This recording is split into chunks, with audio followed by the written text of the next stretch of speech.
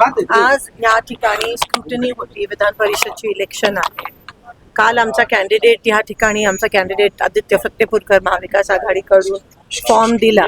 10 अधिकृत सह्या त्या ठिकाणी केल्या होत्या आणि आज स्क्रुटनीच्या वेळेस जो एक ज्यांनी सही केलेली त्याला भाजपच्या आमदारांनी वरून काही इन्स्ट्रक्शन आले असतील. भाजपच्या सगळ्या पदाधिकाऱ्यांनी त्याच्यावर प्रचंड दबाव आणला. त्याला पळवून नेलं, किडनॅप केलं खरं तर, आणि त्याला खोटं ॲफिडेव्हिट या ठिकाणी सादर करण्याचा दबाव आणला की ही माझी सही नाही आहे.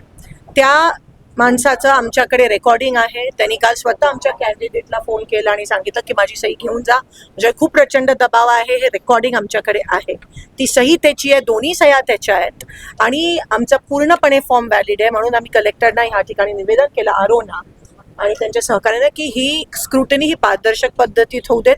जर त्यांच्याकडे बहुमत आहे तर त्यांना भीती कसली आहे? काय सिद्ध करायचं गुंडागर्दी तुम्ही प्रयत्न करताय? होऊ देत नाही. एवढं काय तुम्ही खालच्या पातळीला जाऊन एवढा दबाव, दोन्ही ज्यांनी कॅन्डिडेटनी फॉर्म भरलेले त्यांच्यावर हा दबाव की एका सिग्नेटरीला इनव्हॅलिड करणं, म्हणजे किती गलिच्छ राजकारण आहे. लोकशाही पद्धतीत होऊ देत असं मी कलेक्टरना सांगितलं. तुम्ही कोणत्या पक्षासाठी सेवा नाही करत, तुम्ही देशासाठी सेवा करताय. हा भान ठेवून तुम्ही त्या पद्धतीत निकाल द्या. 20 वर्षापूर्वी जे होतं ते आता नाही. आता